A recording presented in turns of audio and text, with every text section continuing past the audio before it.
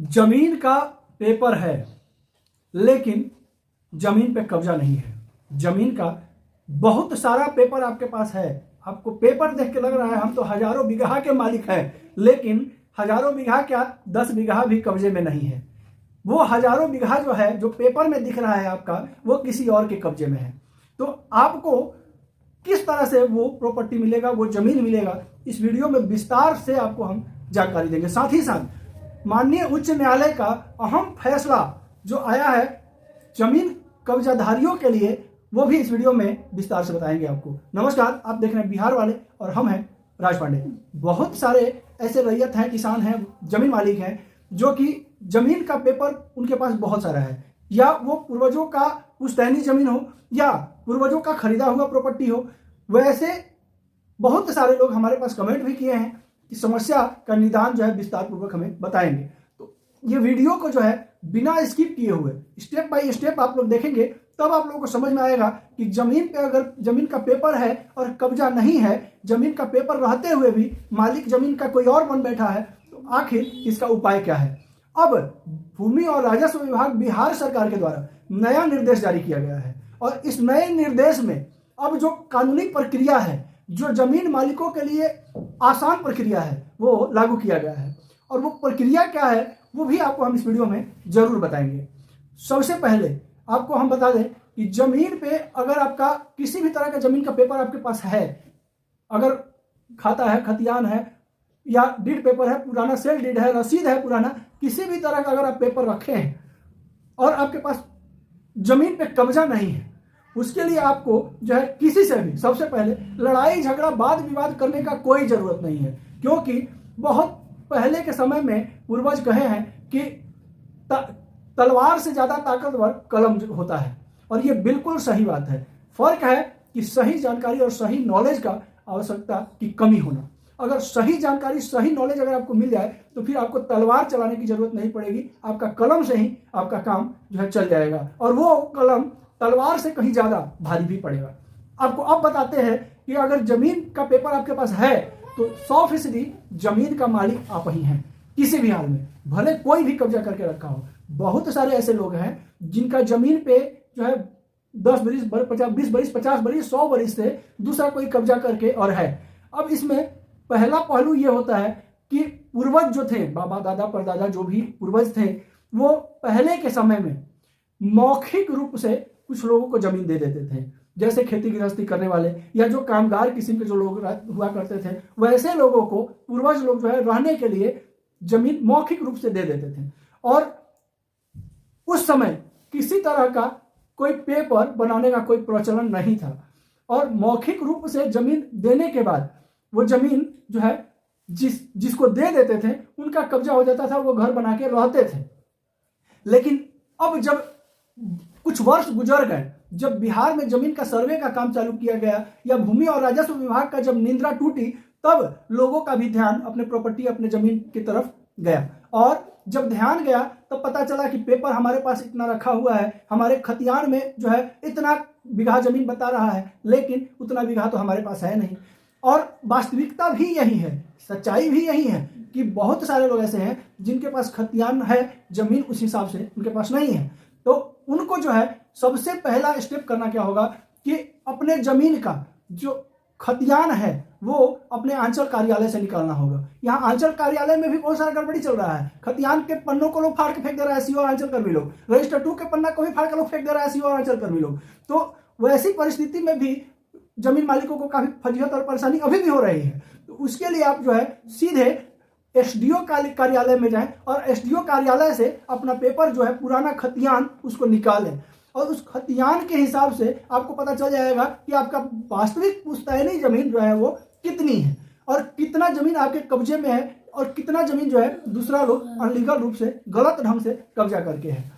अब इसके बाद आपको सबसे पहले जो है, देखिए, अगर आप टाइटल शूट करने जाते हैं, सिविल कोर्ट में जाते हैं, तो उसका भी प्रोसेस आपको हम बताएंगे इस वीडियो में। लेकिन टाइटल शूट या किसी भी तरह का केस में उलझने के पहले आपको जो पहला कदम है उसको करना बेहद जरूरी है, और वो आपके लिए जरूर जो है कहीं ना कहीं फायदा करेगा।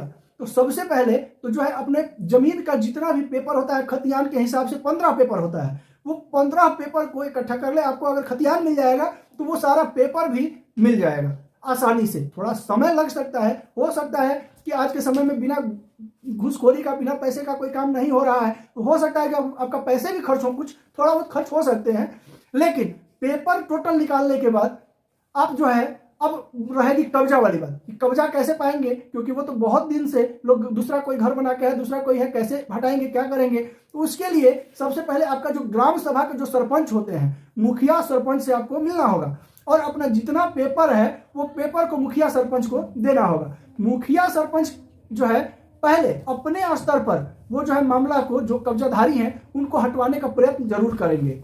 और अगर आपका सरपंच कोर्ट के द्वारा, सरपंच का भी ग्रामीण न्यायालय लगता है, अगर उसके द्वारा अगर आपका समस्या का समाधान नहीं होता है, कब्जाधारी अगर कब्जा नहीं छोड़ता है, तो देखिए क्या है कि जो कब्जाधारी है वो भी तो ऐसे बैठेगा नहीं, वो भी कुछ ना कुछ तो व्यवस्था जरूर किया होगा।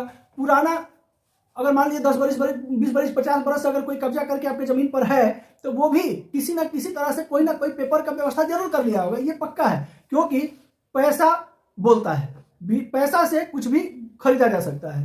हो सकता है कि जो कब्जाधारी है वो भी गलत सलत तरीके से सीओ से, कानूनगो से, कर्मचारियों से मिल करके जो है गलत जमाबंदी जो है जमाबंदी कायम करवा लिया होगा। हो सकता है कि गलत जमाबंदी का आधार पर रसीद भी कटवा रहा होगा, तो वो भी कहीं ना कहीं आपसे लड़ाई कर सकता है कानूनी रूप से। लेकिन आप वास्तविक मालिक हैं तो सदैव देखिए सत्य का जीत जो है सदैव होता है, ये बहुत पुराना बात कहा गया है। तो आप जो है सरपंच के पास पहले जो है आवेदन करेंगे, लिखित रूप से आवेदन करेंगे और अपना पेपर का टोटल जो है संलग्न करके उस आवेदन में सरपंच को देंगे। सरपंच अपने ग्रामीण कोर्ट में जो है इस मामला का निपटारा का प्रयत्न जरूर करेगा। अगर वहां से निपटारा नहीं होता है तो सरपंच आपको जो है लिख करके दे देगा कि आप जाइए सिविल न्यायालय में। सिविल न्यायालय में आप जब जो है सिविल कोर्ट में जब आप कोटेशन शूट करेंगे अपने पेपर के साथ में, और तब जो है सिविल कोर्ट से वेरिफिकेशन जाएगा एसडीओ के द्वारा जो है आपके घर पे, और वहां जांच होगी कि क्या इनका जमीन पे दूसरे का कब्जा वास्तव में है या नहीं है।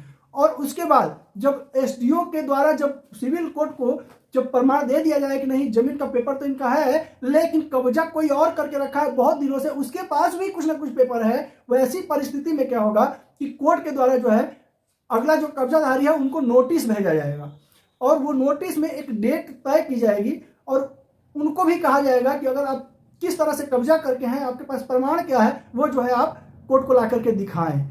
उसके बाद जो है एक जो डेट तय की जाएगी, उस तय डेट के हिसाब से जो है दोनों पेपर का वेरिफिकेशन होगा, आपका भी और जो कब्जाधारी हैं उनका भी। तो यहाँ पे जो है चूंकि आप वास्तविक कब्जाधारी हैं, आपके वास्तविक मालिक हैं, आपका कब्जा नहीं है, और जो कब्जाधारी है वो किसी तरह जमाबंदी कायम करवा लिया है, तो वहाँ जो है वहाँ जमाबंदी चेक नहीं होता है कोर्ट के द्वारा, वहाँ खतियान चेक होता है, खतौनी चेक होगा। ये जो है जमीन वास्तव में किसके नाम से जो है पहले था, कैडेस्ट्रल सर्वे, रिवीजन सर्वे वगैरह के पहले अंग्रेजों के समय में भी ये जमीन किसके नाम से थी, वो जांच होगा। उसके बाद वंशावली की मांग होगी, या हो सकता है कि वंशावली की मांग पहले भी हो जाए कोर्ट के न्यायालय के द्वारा। तो वंशावली के हिसाब से जब वंश वृक्ष आपका कोर्ट देखेगी, कंफर्म कर देगी कि आप जायज मालिक हैं, उसके बाद जो है जो कब्जाधारी है हो सकता है कि उनको जेल भी हो जाए, क्योंकि अब प्रावधान भूमि और राजस्व विभाग के द्वारा ये लागू कर दिया गया है कि अगर अवैध रूप से कोई किसी के जमीन पर कब्जा कर लेता है तो उसको जो है 10 साल का कारावास भी हो सकता है।